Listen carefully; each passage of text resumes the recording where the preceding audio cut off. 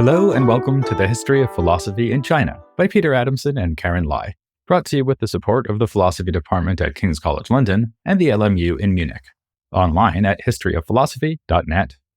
Today's episode, To Speak or Not to Speak, Skepticism in the Zhuangzi. As we now turn to our second great classic of Warring States Daoism, the Zhuangzi, it would be appropriate to do something unexpected. It is, after all, one of the most consistently and delightfully surprising texts in all of global philosophy. So we're going to start with, of all people, Oscar Wilde. As it happens, in 1890, he published a review of what was then a New English translation of the Zhuangzi, which must rate as one of the most entertaining reviews ever written of a book of Chinese philosophy. It starts strong. Zhuangzi, whose name must carefully be pronounced as it is not written, was born in the 4th century before Christ by the banks of the Yellow River in the Flowery Land, and portraits of the wonderful sage seated on the flying dragon of contemplation may still be found on the simple tea trays and pleasing screens of many of our most respectable suburban households. If they really knew who he was, they would tremble. Towards the end of the review, Wilde sums up, "It is clear that Zhuangzi is a very dangerous writer, and the publication of his book in English, 2,000 years after his death, is obviously premature, and may cause a great deal of pain to many thoroughly respectable and industrious persons." Being who he was, Wilde naturally delighted in the social critique, iconoclasm, and wit of the Zhuangzi. As both of these passages suggest, he richly enjoyed the thought of his Victorian contemporaries being shaken up by it.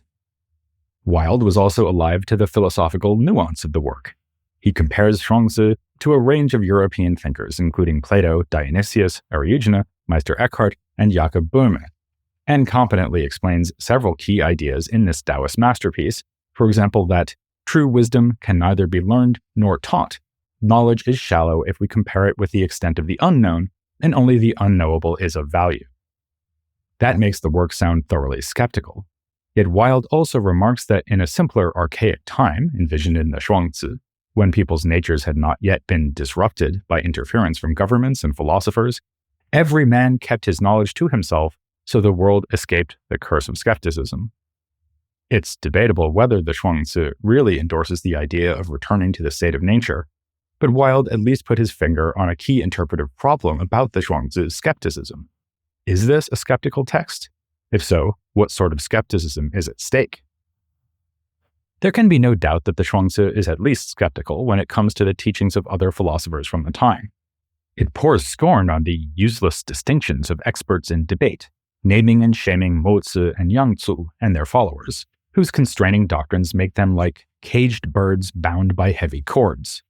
The dialectician Huizi, often characterized as a logician of sorts, plays an especially important role, a kind of philosophical straight man who is refuted by Zhuangzi in several passages. On the other hand, the moving passage shows Zhuangzi lamenting after Huizi's death, since now he will have no one with whom to try out his own ideas. Similarly, Kongzi and Gongsun are both shown encountering and being outmatched by Taoist sages. Gongsun is humiliated by Zhuangzi and Kongzi by Laozi himself. Full of chagrin at this encounter, Kongzi is made to admit, "In relation to Tao, I am no better than a pickled insect in a vat of vinegar."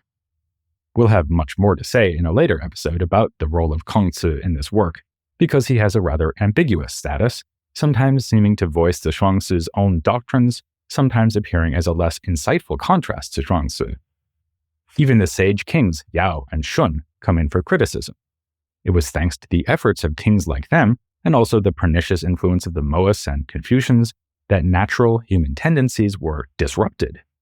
In other words, the ideas that the Confucians and other thinkers saw as the solution to the problems of Warring States China were, for the Zhuangzi, precisely the root of those problems.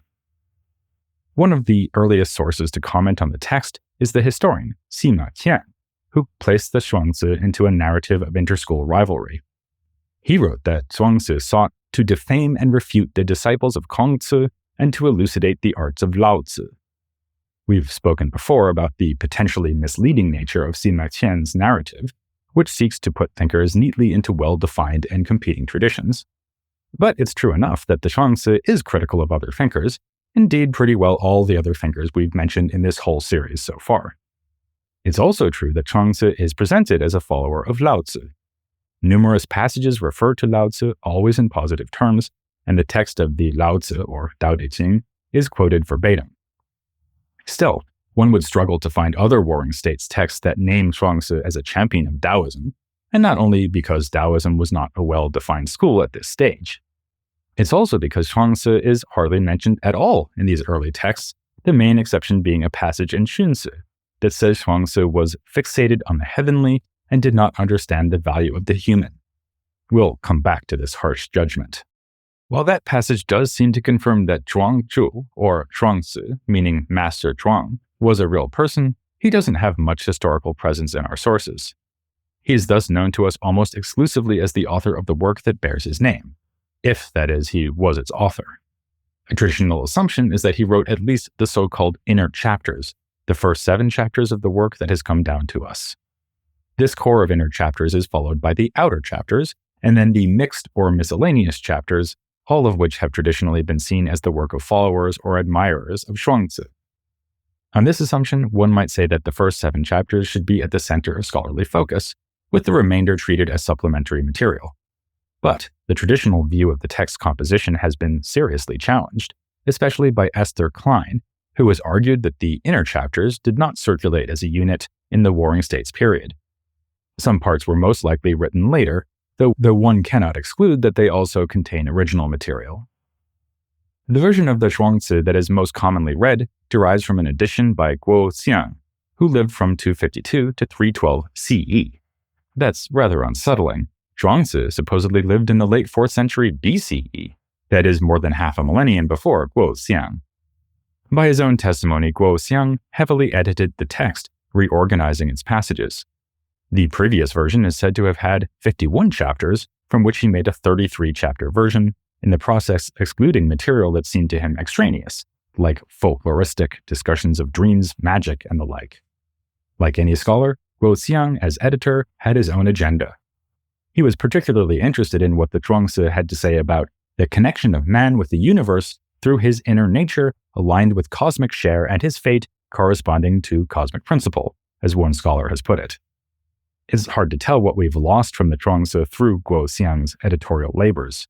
One might assume that 18 whole chapters have been lost from the original 51, but even this isn't certain, as some of the material could have been incorporated into his 33-chapter version. The upshot is that it's unclear whether we should prioritize the inner chapters over the rest of the Zhuangzi. Besides which, Guo Xiang's version has been the basis for the study of the Zhuangzi.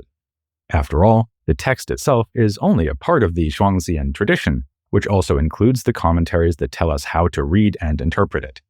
So going forward, we're not going to confine ourselves to the 7 inner chapters, but allow ourselves to draw on the whole text. Nonetheless, we do want to begin with chapter 2, which is among the inner chapters, because it has so much to say on that question of skepticism. It is entitled Equalizing Assessments of Things, which neatly gets across one of its themes, that different, even conflicting points of view on the world are somehow balanced or of equal standing. Perhaps the clearest statement of the idea in this chapter reads, each thing necessarily has some place from which it can be affirmed as thus and so, and some place from which it can be affirmed as acceptable. So, no thing is not right, no thing is not acceptable. A vivid example is provided using the demonstrative pronouns this and that. Suppose you see me carrying a book and ask, what's that? I might say, oh, it's an Oscar Wilde novel. For you, the book is that. For me, it's this. And we're both right. Of course, that example doesn't by itself establish the far more dramatic claims just noted that no thing is not right, no thing is not acceptable. But it's suggestive of what the Zhuangzi might mean, namely that different claims make sense from different points of view. The Zhuangzi cleverly uses indexical terms such as this and that to indicate that people see things from specific points of view. Indexical terms are pointer words. Their meanings depend on the objects they refer to in a given context. Another example would be the word I, which refers to whichever person uses it to indicate themselves on a given occasion. Thus, difference in perspective can be relevant to far more momentous questions like, who am I? Which brings us to the most famous passage of the work, which comes at the end of this chapter. Zhuangzi dreams that he is a butterfly.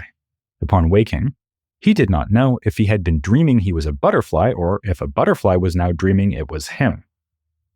Given the similarity between this example and other skeptical arguments that invoke dreaming, like the one used by Descartes at the beginning of his Meditations, it's tempting to see the butterfly passage as an attempt to show that, in general, nothing can ever be certain. In a later episode devoted to life and death in the Zhuangzi, though, we'll suggest that the butterfly passage is not really raising a general skeptical concern, but rather addressing the problem of identity. And more generally, the Zhuangzi doesn't really seem to be focused on showing that we can never be certain about anything. Rather, the dream example, like the this and that example, draws attention to the way that individual perspectives are in themselves valid, while also being limited. This may recall the Lao Tzu's attitude towards the many Daos that fall short of being eternal, or its dismissal of the lists of 5 colors, flavors, tones, and so on, as mere attempts to limit what is in itself unlimited. And, by the way, that passage is one that gets picked up by the Zhuangzi not once but twice. The Zhuangzi also shares the Lao Tzu's concerns about language and its tendency to narrow our viewpoint on the world. Thus, in that same second chapter, the question is posed, what speech refers to is particularly unfixed, so is there really anything it speaks of? Perhaps all language is just like the chirping of baby birds. This remark would have been directed at people who argued that they had the correct definitions of what society should ideally be like, and of specific kinds of human achievements that ought to be promoted. Such people believe there is only one correct way to understand what is valuable or worthy, and their ideas are based on definitions of virtue and worth. For the Zhuangzi, such people are simply clinging to their own perspective. Similarly, the Zhuangzi sees the use of language to win debates as fruitless, because any debate is just a clash of unreconcilable viewpoints. Must one of us be right and the other wrong? Asked the Zhuangzi. Or could both of us be right, or both of us wrong?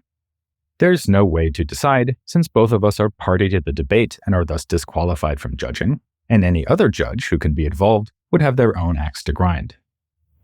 Some interpreters have tried to tame the Zhuangzi's skepticism by limiting it only to a certain domain, like the meanings of words or the realm of evaluation and ethical action. But this doesn't fit with the wide range of examples found in the text. The butterfly example, for instance, is not just about language or evaluation, and the reasons given for thinking that debate is undecidable have nothing to do with the subject of the debate. But if we take the Zhuangzi to be making a more generally skeptical point, what would that point be? The most radical possibility would be that it simply rejects all truth claims, regardless of topic. Whatever anyone thinks or says about anything would be wrong, or rather, no more right than wrong.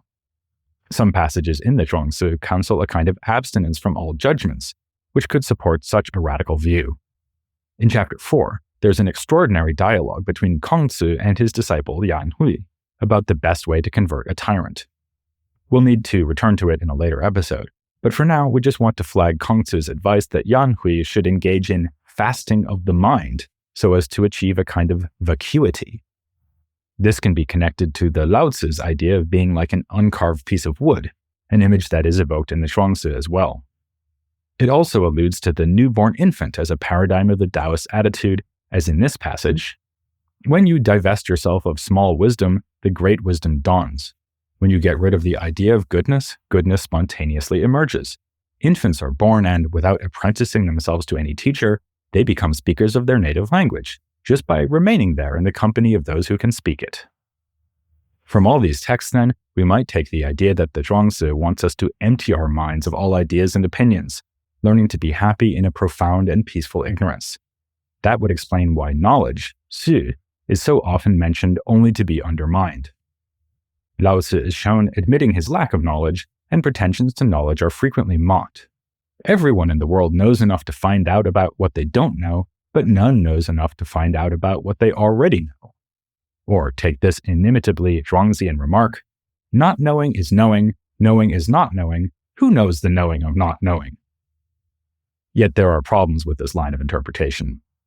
For one thing, we might wonder about the Zhuangzi itself. Are its claims likewise neither right nor wrong? One way out of this problem would be to take its teaching to be purely negative and critical, and indeed the Zhuangzi is often negative and critical, but it also seems to approve of some attitudes and some kinds of knowledge. A primary example is the mastery of practical skills like carpentry or swimming. Again, we'll be devoting a whole episode to the so-called skill stories of the Zhuangzi, which seem to show that there can at least be knowing how, if not knowing that. Some scholars have thus suggested that such practical knowing is the only kind of knowledge admitted by the Zhuangzi. Yet the work also seems to hold out the prospect of other, elevated ways of grasping the world, those that it labels with the term great knowledge. Besides, a certain way of seeing things could be limited and not the final word on the matter at hand, but still have a lot going for it. Remember the case of this and that. From your perspective, the book in my hand really is over there, so it makes sense to call it that. Whereas it's in my hand, so for me, it makes sense to call it this. Likewise, any suggestion that language is pervasively rejected by the Zhuangzi would have to reckon with the fact that the Zhuangzi's ideas are, themselves, expressed in language. Its authors must have thought there is something useful one can do with words, even if they do question whether the Tao itself can be put into words, so that only where there is neither speech nor silence does discussion really come to its ultimate end. So here is a less dramatic take on the skepticism of the Zhuangzi. Maybe it is saying that the world is understood from limited perspectives, each of which does contribute something, but none of which is definitive. Or perhaps some perspectives really are to be discarded completely. The Zhuangzi seems, for instance, to find the Moist or Yangist view of things wholly unhelpful. But still, there are many outlooks that are valuable, even if they don't align or agree with one another. Here too, we find plenty of material in the Zhuangzi to support the proposed interpretation. In chapter 17, we are told that there is a perspective from which the tip of a hair is huge, and one from which mountain ranges are small. On the following page, we get an echo of that remark from chapter 2 that no thing is not right. If we judge something to be right because there is some way to view it as right, then no thing is not right. The Zhuangzi says that it speaks only non-speech, not because nothing is worth saying, but because there is some place from which each saying is acceptable and some place from which it is unacceptable. In some cases, one and the same person may come to occupy multiple perspectives, as with the story of Lady Li. She was forced to marry a king and wept bitter tears, but then changed her mind when she realized the life of luxury she would enjoy from then on. While this could be taken to show that there just is no right or wrong, a view similar to the radical skepticism we considered earlier, we take the story to support what philosophers call perspectivism. The lesson is to be open to what is good about each perspective, while also seeing that each perspective is only that, a certain perspective. This would be a corrective to the usual assumption that there is just one privileged way of seeing the world.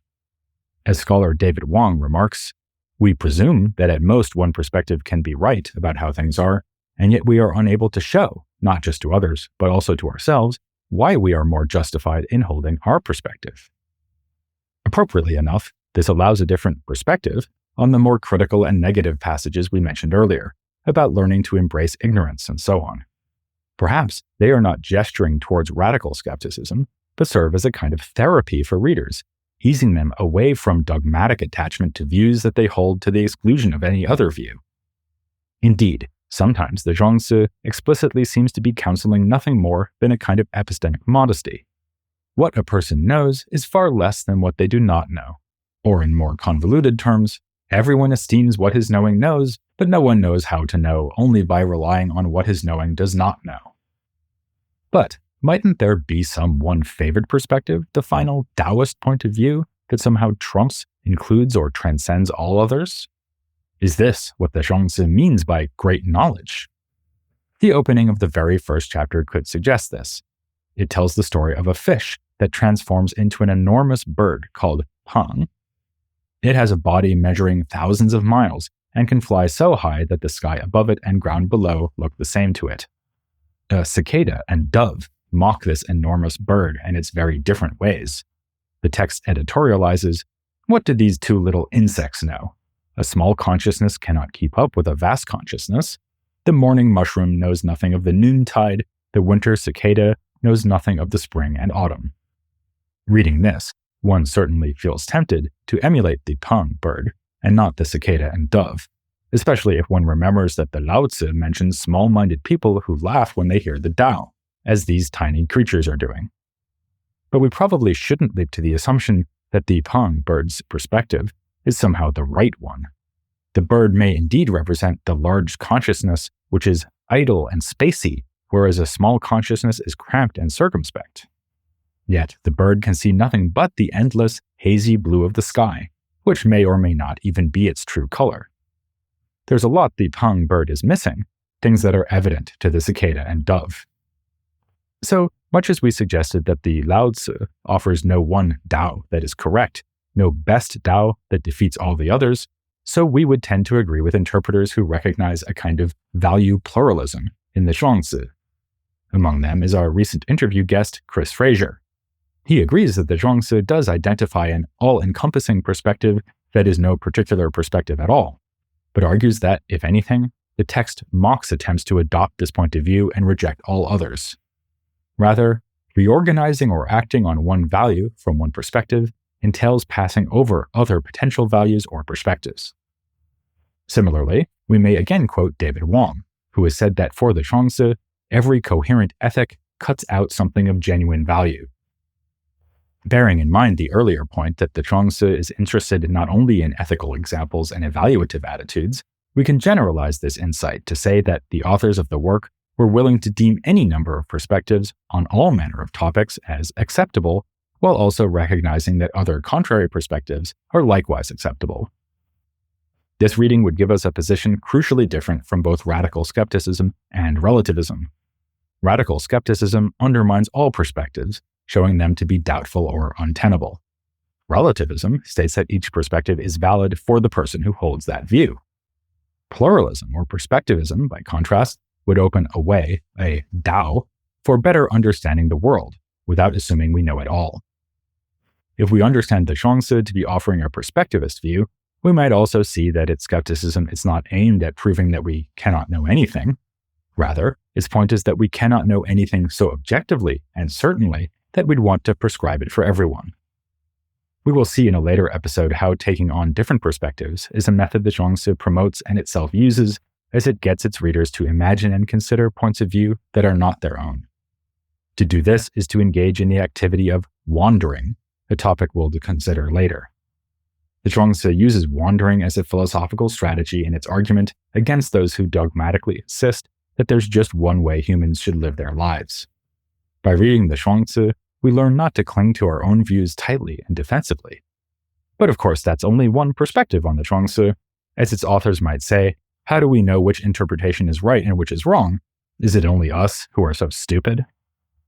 Well, it might help to think more about that very contrast between right and wrong, and what the Zhuangzi does have to say about evaluative decisions. That's what we'll do in the next episode. If hearing about that is wrong, then you don't want to be right. You just want to join us again for the next episode of The History of Philosophy in China.